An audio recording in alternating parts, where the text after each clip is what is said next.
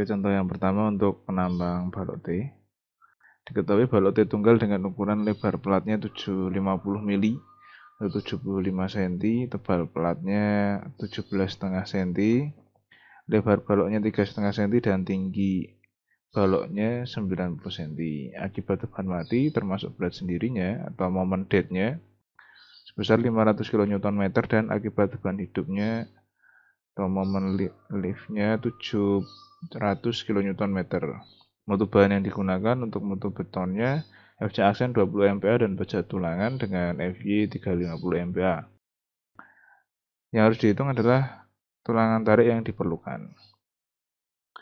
FC aksen 20 MPa, maka beta satunya 0,85. Kemudian dari situ bisa dihitung Rho max-nya 38 kali 0,85 FC aksen kali beta 1 per FY.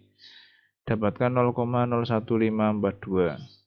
Kemudian FY-nya sama dengan 350 MPa, maka epsilon Y-nya sama dengan 0,00175.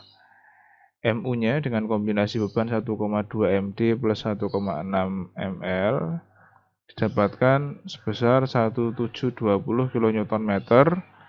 Kemudian momen nominal, karena MU-nya 1720, momen nominalnya bisa dihitung 1720 dibagi V, dapatkan 2150 kN.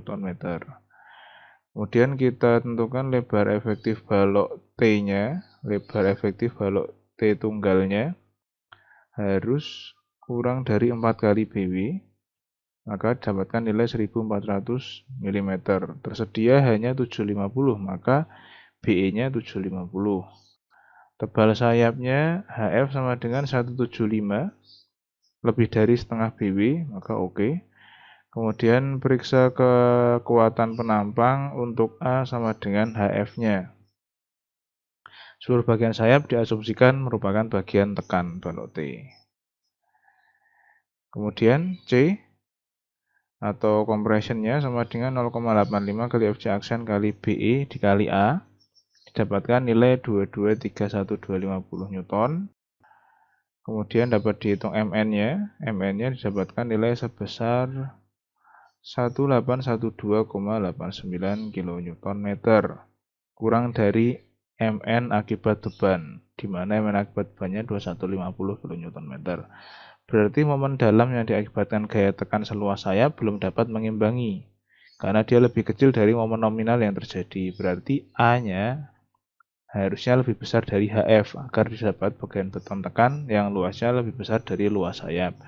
Jadi penampang merupakan T murni. Berikutnya, MN sama dengan C1 kali Z, 1 ditambah C2 kali Z2, di mana C1 ini adalah untuk badan, kemudian C2 ini adalah untuk sayap ya. Maka C1-nya adalah 0,85 kali FC aksen kali BW kali A, kemudian Z1-nya D min A per 2, ditambah C2-nya adalah 0,85 FC aksen kali BE min BW kali HF, kemudian Z2-nya adalah D min HF per 2. MN-nya kita ambil dari yang kebutuhannya, artinya dari beban, 2150 kali 10 pangkat 6. Kemudian yang sebelah kanan kita uraikan, maka akan kita dapatkan nilai A dalam bentuk persamaan kuadrat. Jadi kita bisa dapatkan nilai A sebesar 258 mm. Nah dari sini ketika sudah diketahui nilai A, kita bisa menghitung nilai C1 dan C2-nya yang di atas tadi. Dari C1 didapatkan 1535100 Newton dan dari C2 didapatkan 1190000 Newton. Maka nilai T-nya di mana apabila kita menganut prinsip keseimbangan T sama dengan C1 plus C2.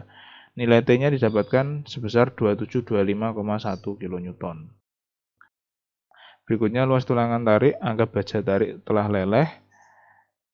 Dari nilai T dibagi nilai FY maka akan dapatkan nilai AS. AS-nya didapatkan AS perlunya 7786, kita ambil tulangan 8D36. Didapatkan dengan 8D36, AS terpasangnya 8143 mm persegi. Itu sudah lebih besar dari 7786. Kemudian periksa rasio tulangan, dibagi dengan BE per D, BE kali D, didapatkan 0,01206. Ini sudah di bawah Rho max, jadi sudah memenuhi.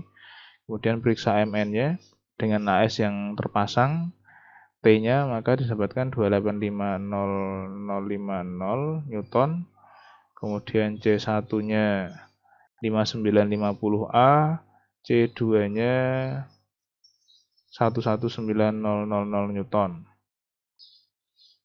Keseimbangan gaya dalam T sama dengan C1 plus C2. Didapatkan nilai A sama dengan 279 mm.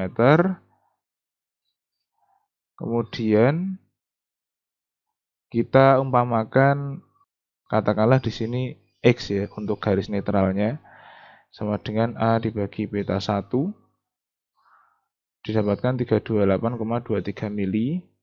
Berikutnya kita bisa hitung regangan tulangan tarik, didapatkan nilai sebesar 0,00523, sudah lebih besar dari epsilon Y. Artinya anggapannya benar bahwa tulangan tarik sudah leleh. Nah, berikutnya bisa kita hitung momen nominal yang akhirnya.